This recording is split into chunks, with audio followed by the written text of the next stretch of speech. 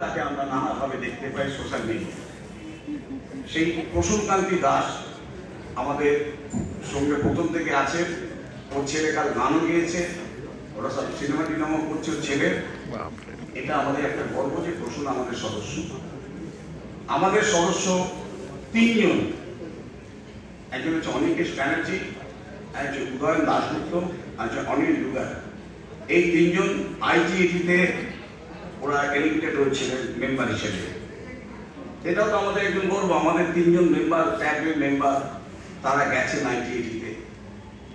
এটা তো তাদের একটা রিপ্রেজেন্ট করেছে আমাদের ট্যাগ থেকে বলবো না, তারা তাদের নিজেদের অ্যাডভোকেট হিসেবে গেছেন, কিন্তু আমাদের সদস্য তো, এটা আমাদের কাছে গর্বের ব্যাপার, আমাদের সদস্য গেছেন।